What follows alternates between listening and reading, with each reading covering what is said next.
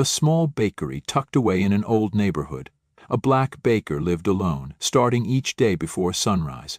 One night, a hungry homeless boy slipped in to steal a pastry. When caught, he panicked, knocked over the display case, and cut himself on the broken glass.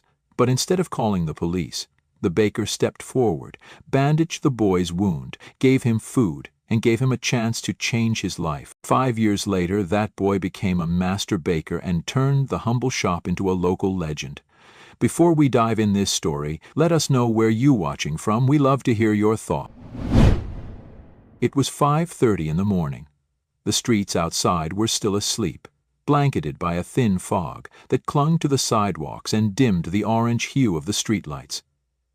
On the corner of Sycamore and Leland, tucked between a pawn shop and a boarded-up laundromat, stood a narrow brick building with a faded green awning. The sign above the door read "Sweet Morning Bakery" in peeling white paint. Inside, warm yellow light poured across the tiled floor, cutting through the cold that lingered just beyond the glass door. The smell of fresh bread and cinnamon filled the air, inviting, honest, familiar. Jeremiah Carter stood behind the wooden counter, rolling dough with firm, steady hands. He was a tall black man in his early 50s, broad-shouldered and quiet, with short salt and pepper curls and a thoughtful gaze that seemed to weigh every moment. A long, pale scar ran from the base of his left thumb up past his wrist, an old injury, though no one had ever heard him talk about it. He wore a plain navy apron dusted with flour and a well-worn pair of black work boots. He didn't wear a name tag. Customers who came here either already knew who he was or they learned quickly enough. Jeremiah had run this bakery for nearly 12 years. He opened it the year after his wife passed, poured all the grief and memory into kneading dough, shaping loaves, folding pastry. People in the neighborhood respected him, even if they didn't always know how to speak to him. He was one of those men who didn't need to raise his voice. His silence spoke just as loudly. The oven timer dinged, sharp but soft in the quiet. Jeremiah turned, removed a tray of golden brioche rolls, and placed them gently on the wire rack. He wiped his hands on a towel tucked into his apron string, then reached for the old coffee pot to brew the first round of the morning. Outside, the street was still quiet. The bus wouldn't come for another half hour. The regulars wouldn't start trickling in until after 6. He glanced at the clock. 5:35. Another early start. Another day like all the others. Jeremiah didn't mind the routine. In fact, he depended on it. The morning prep calmed his mind, kept him anchored. There was peace in the dough, in the rhythm of mixing, folding, baking. Life made sense here. It was quiet. Predictable. As the jazz radio began to hum from the speaker above the espresso machine, Jeremiah reached for a bowl of cinnamon filling. His back ached slightly as he leaned forward, but he didn't slow. He rarely did. Every movement was intentional, efficient. He had no employees. He liked it that way. Less noise, less distraction, just him, his work, and the quiet city outside that seemed to forget this place existed. Still, he never missed a day, not even when it snowed, not even when the power went out for 6 hours last summer. Jeremiah believed in showing up, in doing things the right way, even if no one was watching. And that morning, as he shaped a new tray of rolls, he didn't know that someone was watching. He didn't hear the rustle behind the alley door. He didn't notice the faint shift in the air when the lock gave way.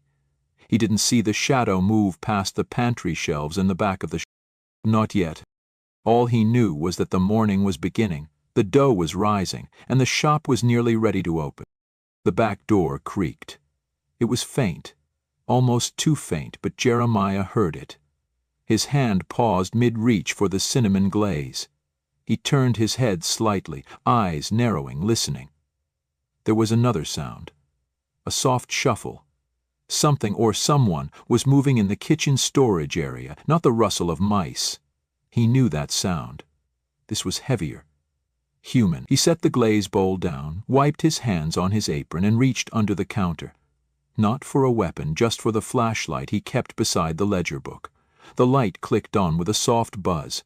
Jeremiah stepped slowly toward the back of the shop. His boots moved with quiet weight across the tile. His heart didn't race. He wasn't the type to panic, but his mind was alert, calculating. The alley door should have been locked. He checked it every night.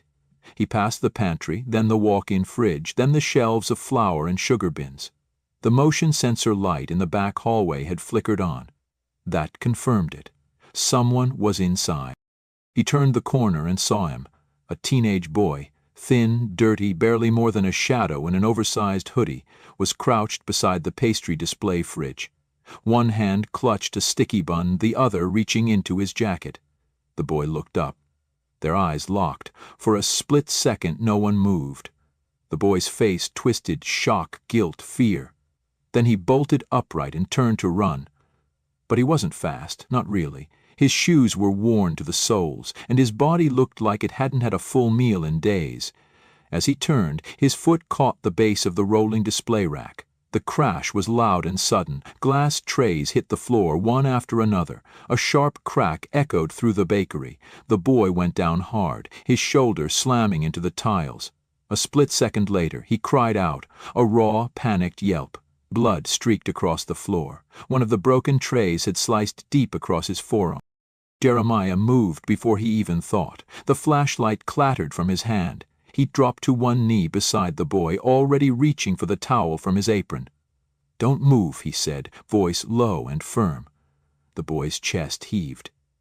His eyes darted toward the door. He tried to crawl away, but Jeremiah placed one hand gently on his good shoulder. "You're bleeding," Jeremiah said. "You need to stay still. Please." "I didn't mean to. I swear I was just hungry. I wasn't gonna.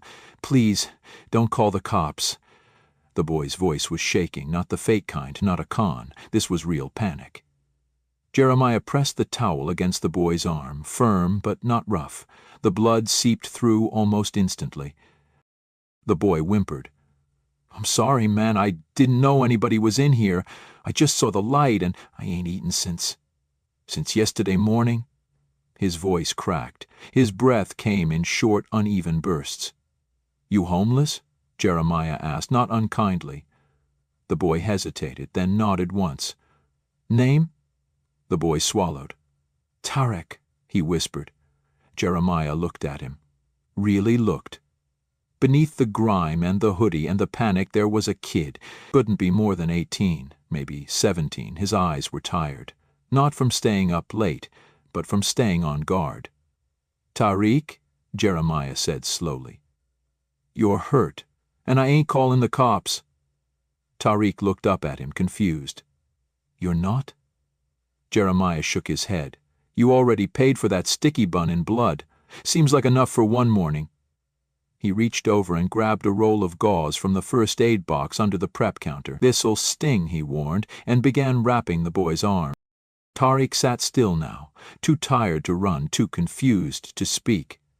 Jeremiah worked in silence, wrapping carefully, checking the wound. It was deep, but not dangerous. When he finished, he stood and walked to the sink, washing the blood from his hands. "You like cinnamon rolls?" he asked, without turning around. Tariq blinked. "What?" I asked if you like cinnamon rolls. Yeah," Tariq said, his voice barely above a whisper. "Good. Sit tight." Jeremiah moved toward the front, grabbed a clean plate and scooped 2 warm rolls from the tray. He poured a glass of milk, walked back, set them down on the table near where Tariq sat on the floor. Then he pulled a stool out and sat across from him. "Eat," he said simply. Tariq stared. "Why are you doing this?" he asked. His voice was raw now, shaky. "You don't even know me." Jeremiah looked at him and said nothing for a long moment. Then quietly, "You hungry? That's enough." The words hung in the air. Outside, the street was starting to wake. But inside that bakery, in the quiet before the doors unlocked, a boy who had nothing sat across from a man who had lost much, and neither of them knew yet how much they were about to give to each other. The cinnamon roll was still warm when Tariq picked it up. His fingers trembled slightly, not just from the cut on his arm, but from something deeper, something that came from being chased too long, from sleeping too many nights on concrete. He took a small bite at first, as if expecting someone to snatch it away. Jeremiah didn't say a word. He just sat across from him, arms resting on his knees, eyes steady, patient. The boy chewed slowly, then faster. Then he finished the first roll in 3 messy bites, licking the icing from his fingers. He didn't touch the milk. His body didn't trust liquid yet. Jeremiah didn't move, didn't ask questions. He knew enough. When you're that hungry, you don't talk, you just eat. After a while, Tariq leaned back against the wall and stared at the floor. His breathing was calmer now, but his eyes looked like they were holding something back, something big. "I been on the street for 2 weeks," he said suddenly. "Ever since my aunt kicked me out."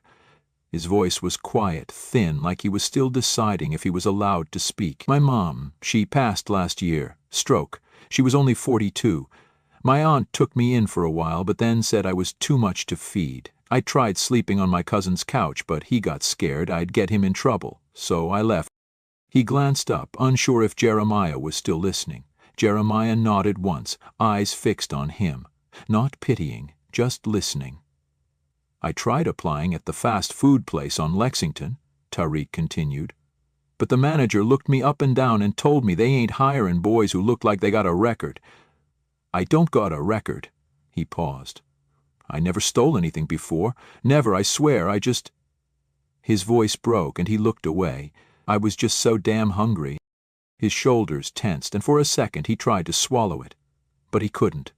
The tears came slowly, silently, no sobbing, no drama, just quiet streams down a boy's face who hadn't had a reason to cry in front of anyone in years. Jeremiah stayed where he was. He didn't lean in, didn't speak. He just let the boy cry. He understood there was a difference between pain and shame, and sometimes people needed to spill both before they could breathe. After a long silence, Tariq wiped his face with his sleeve. "You probably think I'm weak." Jeremiah shook his head. "I think you're alive, that counts." He stood slowly and walked over to the utility closet. When he returned, he was holding a mop, a bucket, and a pair of old rubber gloves. He set them down near the broken glass. Then he looked Tariq in the eye. "You want a job?" Tariq blinked. "What? You heard me," Jeremiah said calmly. "You want to work, you clean that mess. You show up here every morning at 5. You don't steal from me, you don't lie to me. You learn what I teach, you earn what you keep. That's the deal." "But I don't know anything about baking," Tariq stammered. Jeremiah shrugged. "You know how to follow directions?" "Yeah." "Then you'll learn." The boy looked at him, unsure. His hands were still trembling. His head was low, like he didn't trust that this was real. "Why would you do that? After what I did?" Jeremiah picked up the glass of milk, handed it to him. "Because someone gave me a shot once, and I figure the world don't break even, but we can try." Tariq took the glass, slowly, like it might disappear. Then he looked around the shop. At the floor he'd stained with blood, the trays he'd shattered, the quiet man offering him something he hadn't felt in months. A second chance. He stood up, steadying himself. The cut on his arm ached, but the pain felt distant now. Something else was louder. Something inside him that had been numb for too long was waking up. He took the mop, looked at the glass, and nodded. "Okay," he said. "I'll clean it." "Good," Jeremiah said, turning toward the oven as the next timer went off. "Start there. We open in 30 minutes. The radio kept playing soft jazz in the background as the smell of rising bread filled the air. It was still early, the city hadn't quite woken up, but inside Sweet Morning Bakery something had already begun. The first few mornings were hard. Tariq arrived just before 5, shoulders hunched from the cold, eyes still shadowed with doubt. He didn't talk much, and Jeremiah didn't push. They worked mostly in silence. Jeremiah focused on the bread, Tariq on wiping counters, sweeping corners, scrubbing the kitchen floor until it smelled of lemon and soap. Every task was given seriously. Every mistake was corrected plainly. There was no yelling, no praise either, just a quiet expectation that things be done right. On the 5th day, Jeremiah handed him a recipe card. It was smudged with oil, the handwriting neat but firm. Honey rolls, 2 dozen. Tariq looked at it for a long moment. "You want me to try this?" he asked. Jeremiah nodded once. "Read it twice." Then start." Tariq moved slowly at first, measuring flour with care, uncertain if the scoop was too much or not enough. He stirred the yeast too cold, and the dough didn't rise. Jeremiah didn't scold him. He simply slid a bowl next to him and said, "Try again, warmer water, not hot." And so it went. Mistake. Learn. Try again. Weeks passed. Tariq began arriving earlier, standing a little straighter. He started asking questions. "When do you score the bread like that?" "So it rises right and don't crack ugly," Jeremiah answered. "Bread got memory. It'll split where you tell it or where it wants to." Another morning. "Why do you weigh the butter?" "So you don't waste. So it bakes even." "How long do I knead it?" "Till your arms get tired. Then knead 10 more seconds." There was no shortcut, no machine to do it for them, just hands, heat, patience, and time. Customers began noticing him. "That your nephew?" someone asked. Jeremiah only said, "That's my apprentice." On Sundays, when the shop closed early, Jeremiah showed him how to make croissants from scratch, 2 days of folding and chilling, butter and dough layered with care. Tariq burned the first batch, the second batch he underbaked. The third came out golden, crisp, perfect.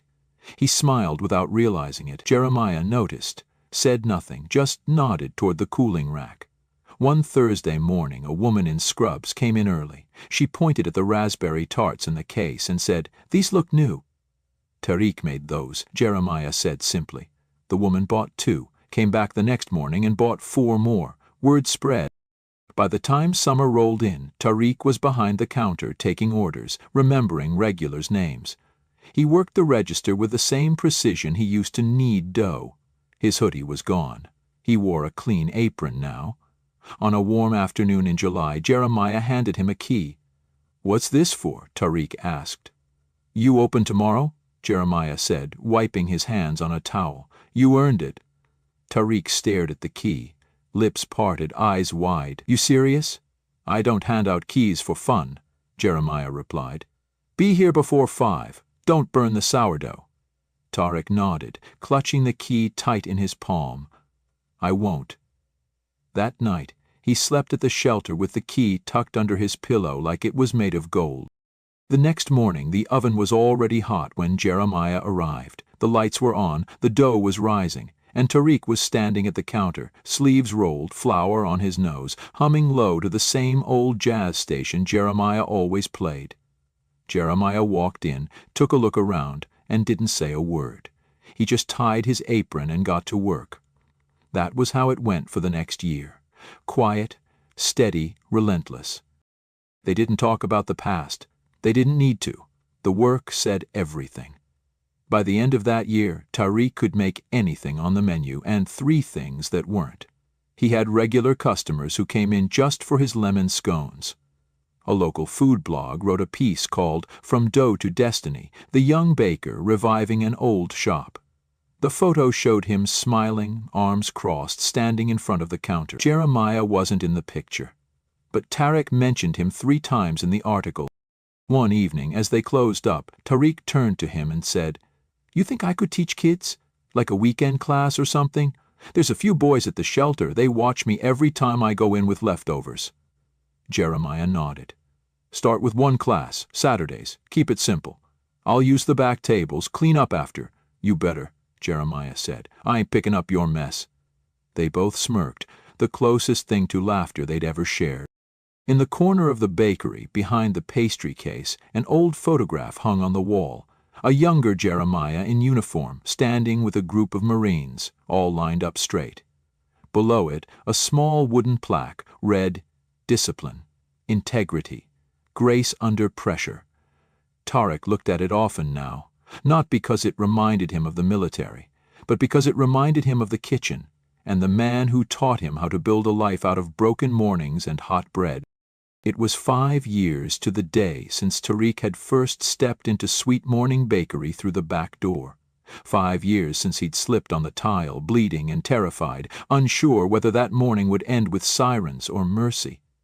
Now he stood at the front of the bakery in a clean white chef coat, sleeves rolled, apron tied sharp at the waist. The shop was buzzing. Children filled the back tables, flour on their hands and joy in their voices. Some stood on stools to see over the counters. Others leaned in as Tarek explained how to crack an egg clean, how to fold dough without overworking it, how to let the butter do the talking. He moved from table to table with ease, correcting posture, praising effort. His voice was clear, calm, confident. "Take your time. Let the dough rest, but don't forget who's in charge. You are."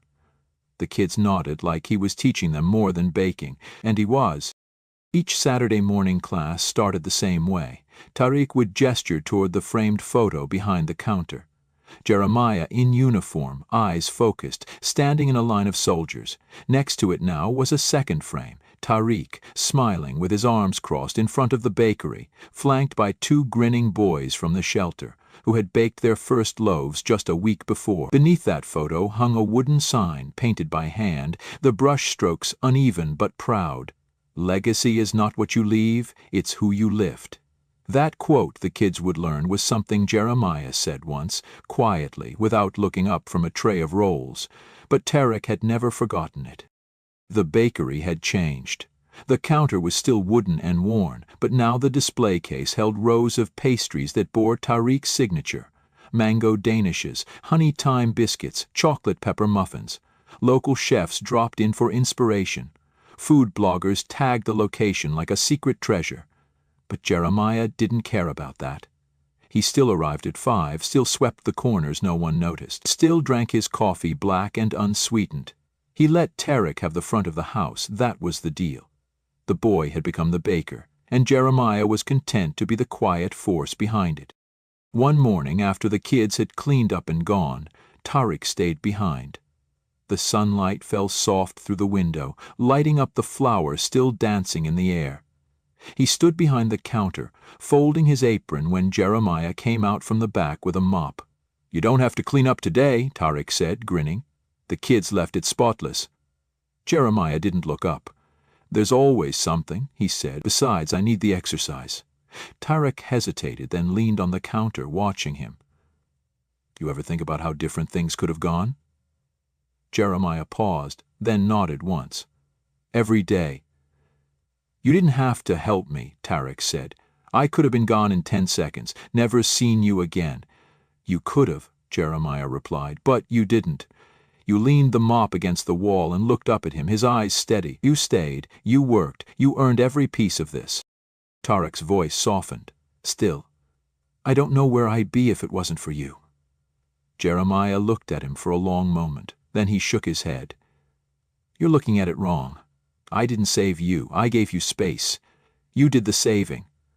Tariq nodded slowly, understanding in a way he hadn't when he was younger. He walked to the wall behind the counter, where his old apron still hung on a hook, the same one Jeremiah gave him the first morning. Stitched into the chest was a patch he'd added last year, in small navy thread. "Sweet Morning, Jeremiah's Legacy."